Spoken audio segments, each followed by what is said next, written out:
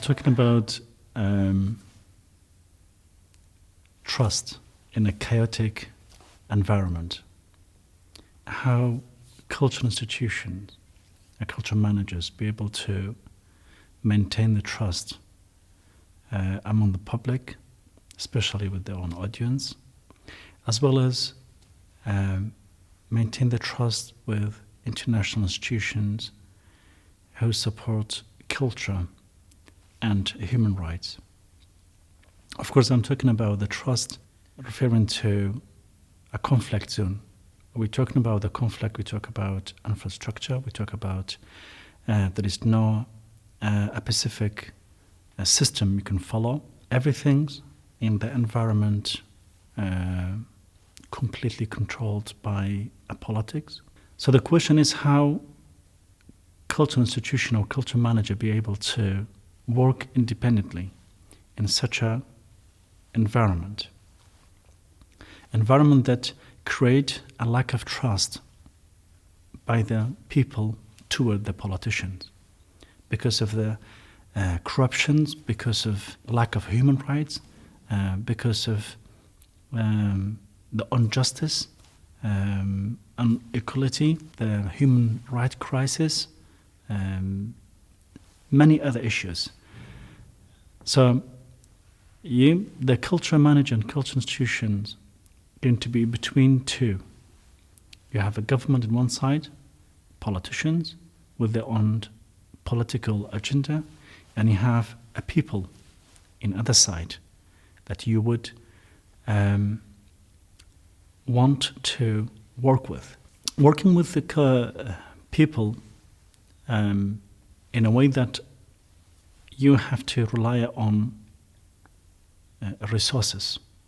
You have to rely on a certain, let me say, communication, collaboration, can support your main goal. And you have to prove that through your own program and activities. And let the people to feel it, and let the people to see it, let the people to come to it. And of course, this is what I'm talking about. It's a slow process. You can't do it within a year or two. You have to build up this trust. And when you build up, you have to work hard to protect it. For example, in a place like Iraq, divided to three parties, completely everything's politicized. Now you have an ISIS war, a chaos become more and more. You have a economic crisis, people fighting, people get killed, city get demolished, culture get disappeared. In one word, it's a human crisis. So how you find your place within all this? The only hope is just to follow the chaos.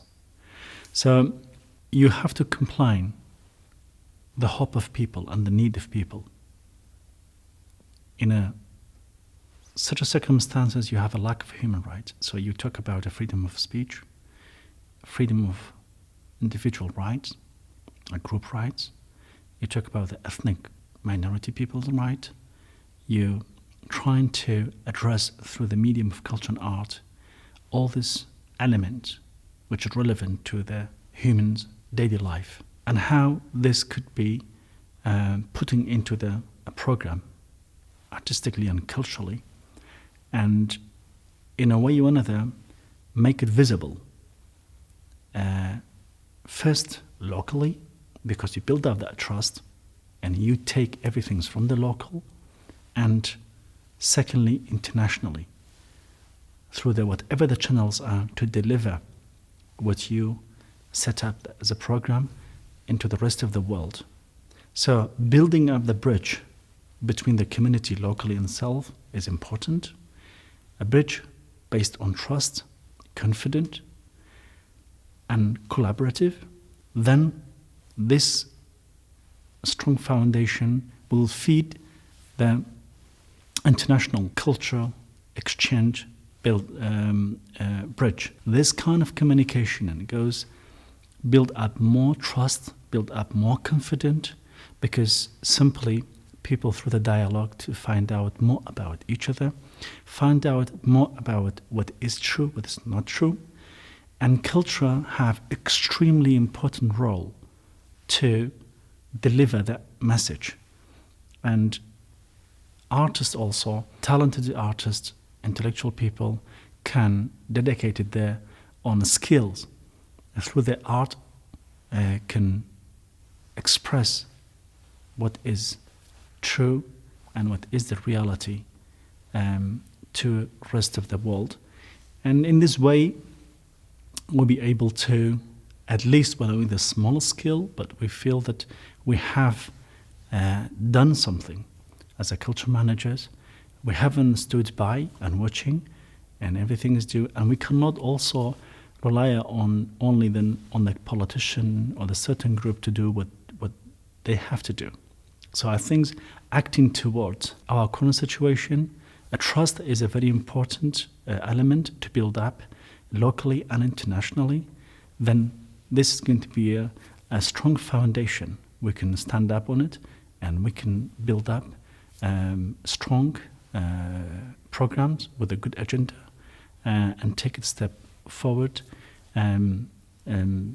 including all those human rights, human values, cultural values, and what we believe and what we need it for nowadays.